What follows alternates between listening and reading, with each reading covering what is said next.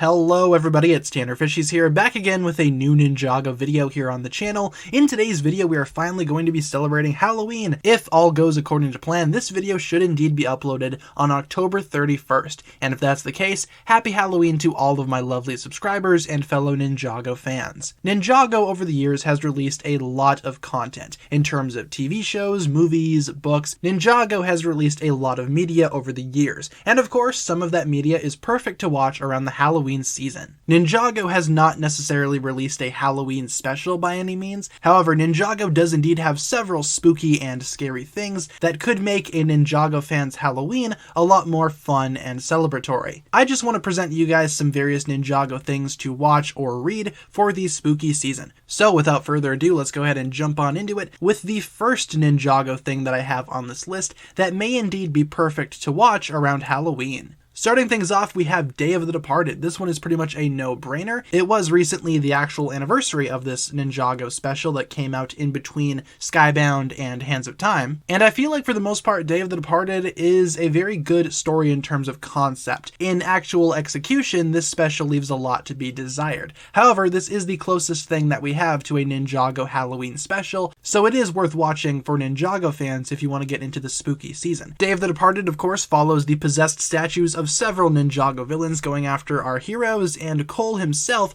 deals with his ghostly trauma following possession and several other Ninjago stories. He battles Master Yang in a climactic hand-to-hand fight, which ultimately ends in a very weak manner, like I said. I'm not a huge fan of Day of the Departed, however, I do watch it every year around Halloween time, and I feel like you guys should too. In a way, it's kind of fun, because this is the closest thing that we have to a Ninjago Halloween special. Next up on the list, we actually have a no-brainer as well, the entirety of Ninjago Possession. Possession is the perfect season to watch during the October month, because of course it centers around ghosts and spirits and haunting, all of that good stuff. The entire season basically follows Lloyd possessed by Moro as he attempts to bring down Ninjago for good. Of course, the ninja need to go after Moro and in the process learn several new tricks, including air jitsu. This is a very good season for several reasons, but it's also a very good season to watch around Halloween time because of all the spookiness and all of the scary things going on, and also the entire season is about ghosts. Ghosts are of course a staple of Halloween media, so why not watch the Ninjago ghost season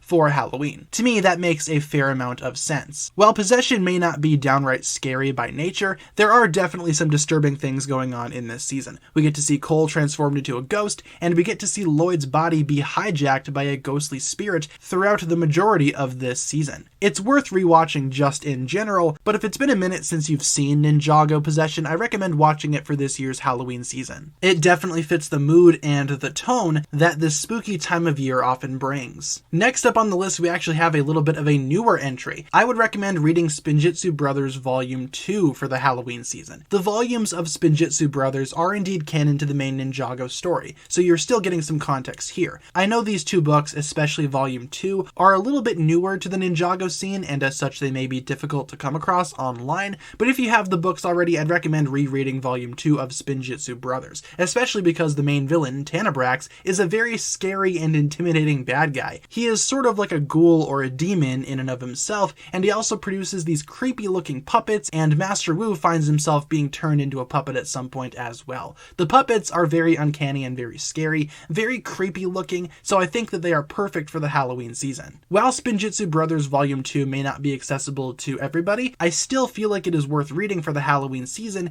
if you have it or if you can get your hands on it pretty easily. It's definitely the more scary and the more unsettling of the two Spinjitzu Brothers volumes that are currently out as of the time of recording this video. So for my third entry on the list, I'd recommend reading Spinjitzu Brothers Volume 2, The Lair of Tanebrax. Next up, we actually have a couple of individual episodes that I would recommend watching for Halloween, both of which come out of Season 2 of Ninjago, which was initially known as a season where they pretty much did random things. But some of these one-off episodes are very good to watch for the Halloween season. I'm specifically talking about the episodes Double Trouble and Child's Play. Double Trouble features Garmadon making evil duplicates of the ninja, who pretty much just wreak havoc and just cause trouble throughout the entirety of Ninjago City, and they do have a very final climactic battle with the ninja towards the end of the episode. I think the concept of evil clones is genius and also quite scary, especially in the Ninjago timeline, where these evil clones are almost perfect matches of the ninja, just evil and demonic by nature. Their appearances always gave me an unsettling feeling as a child with their pale skin and their red eyes, so I feel like watching Double Trouble for Halloween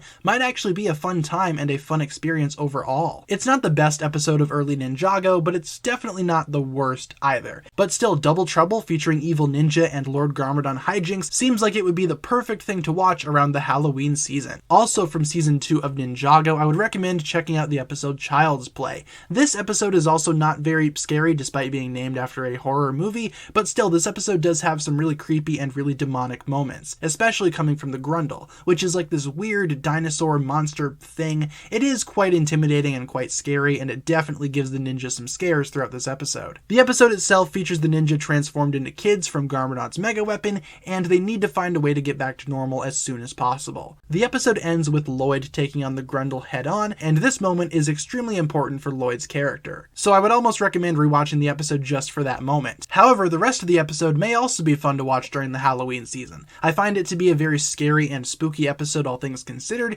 and even though it's not technically as scary to me as Double Trouble might have been back in the day, I still feel like Child's Play is worth watching for the Halloween season. And lastly, in today's video, I decided to put the pilots in here. Now, the pilots I could see watching during Halloween for a couple of reasons, primarily for the skeletons themselves. Out of all of Ninjago's villain armies, the skeletons and the ghosts are probably the most Halloween-esque villains that we've ever seen. So I feel like watching the pilot season around Halloween time may not be that bad of an idea. This is probably the least scary one on this entire list, but I feel like the pilots fit with the theme of the Halloween season, especially regarding villains like Samakai, the rest of the Skulkin, and even Lord Garmadon. I would recommend checking out some of the other entries on this list first, but still the pilots might be fun to watch around Halloween just for the villains alone. And of course, there are several other things that you could watch for Halloween time aside from just what I had on this list, but out of everything that I've mentioned on this list, I have to say maybe watching Possession all the way through is probably the best way to go. Watching season 5 from start to finish around the Halloween season sounds like a pretty fun time, all things considered. Otherwise, that'll pretty much wrap it up for my thoughts here today, you guys. Just a quick video going over all of these spooky or Halloween-esque things that you could watch in preparation for the holiday of Halloween. Thank you very much for watching. Let me know down below in the comments what you think about my picks for this spooky season list, and of course let me know down below in the comments what else you would recommend to watch for Ninjago content around Halloween or the spooky